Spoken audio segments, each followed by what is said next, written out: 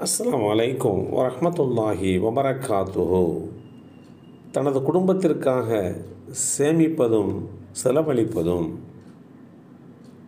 அல்லாஹ்வின் திருப்தியை நாடி மட்டுமே. நீர் எதை செலவு செய்தாலும் அதற்காக கூலி வழங்கப்படுவீர். இந்த செய்தி சஅத் பின் அபி வக்காஸ் ரலியல்லாஹு அன்ஹு அவர்கள் மூலமாக அறிவிக்கப்பட்டு ஸஹீஹுல் புகாரியிலே 5-6 என்ற எண்ணிலே பதிவு செய்யப்பட்டிருக்கிறது. குர்ஆனில் அல்லாஹ் குறிப்பிடுகின்ற போது, அவர்கள் தானம் கொடுத்தால் அளவு கடந்தும் கொடுத்து விட மாட்டார்கள், கஞ்சத்தனமும் செய்ய மாட்டார்கள். இந்த இரண்டுக்கு மத்தியிலே, இதற்கு மத்தியில் இருக்கக்கூடிய தரத்தில் இருப்பார்கள். அல் குர்ஆன் அத்தியாயம் 25 சூரத்துல் ஃபுர்கான் வசனம் 67 இந்த செய்தி தெளிவுபடுத்தப்பட்டிருக்கிறது. நல்லோர்களை குறித்து அவர்கள் செலவு செய்வதும் அவர்கள் தங்கள் வாழ்க்கையில் சேமிப்பை ஏற்படுத்துவதும் எப்படி அமைத்து கொள்ள வேண்டும் என்று இஸ்லாம் வழிகாட்டி தருகிறது.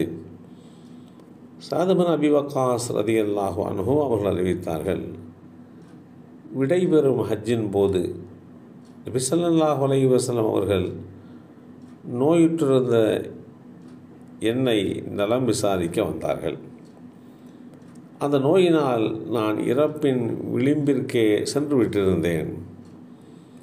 அல்லாஹுடைய தூதர் ஸல்லல்லாஹு அலைஹி வஸல்லம் அவர்களை கண்டதும், நான் அல்லாஹுடைய தூதர் அவர்களே, நான் ஒரு செல்வந்தனாக இருக்கிறேன், எனக்கு ஒரே ஒரு மகளை தவிர வேறு நேரடி வாரிசு எவரும் இல்லை. இந்நிலையில் நீங்கள் பார்க்கின்ற வேதனை என்னை அடைந்து விட்டது. எனவே என்னுடைய செல்வத்தில் 3/2 பங்கை தர்மம் செய்து விடட்டுமா என்று கேட்கின்றார்கள்.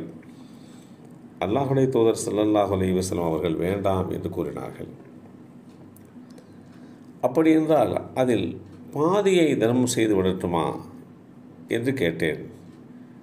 அல்லாஹுடைய தூதர் ஸல்லல்லாஹு அலைஹி வஸல்லம் அவர்கள் 3/1 பங்கு போதும் சஅதே, 3/1 பங்கே அதிகம்தான்.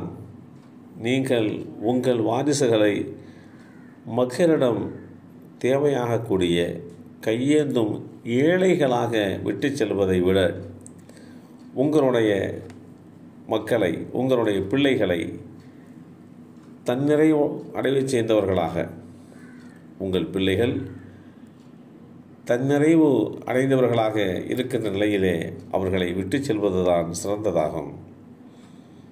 நீங்கள் அல்லாஹ்வின் திருப்தியை நாடி செலவழிக்கின்ற எதுவாயினும் அதற்குரிய பிரதிபலனை அல்லாஹ் உங்களுக்கு வழங்கியே தீர்வான். உங்கள் மனைவியின் வாயில் நீங்கள் ஊட்டும் ஒரு கவளம் உணவாயினும் சரியே, அதற்கு நன்மை இருக்கின்றது என்று அல்லாஹுடைய தூதர் ஸல்லல்லாஹு அலைஹி வஸல்லம் அவர்கள் அறிவுரை கூறிய இந்த செய்தி ஸஹீஹுல் புகாரியிலே 3936 என்ற எண்ணிலே பதிவு செய்யப்பட்டிருக்கிறது. ஒரு இஸ்லாமியராக இருக்கின்றவர் சம்பாதிக்க வேண்டும், தன்னுடைய பிள்ளை செல்வங்களுக்காக, தன் குடும்பத்தினர்களுக்காக வேண்டி சேமிக்க வேண்டும்.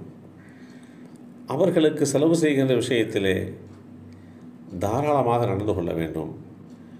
அதிலே சிக்கனம் இருக்கக்கூடாது, அதே வேளையில் வீண் விரயமும் வந்துவிடக்கூடாது என்கின்ற தெளிவான வழிமுறையை அல்லாஹுடைய தூதர் ஸல்லல்லாஹு அலைஹி வஸல்லம் அவர்கள் காட்டி தந்திருக்கிறார்கள்.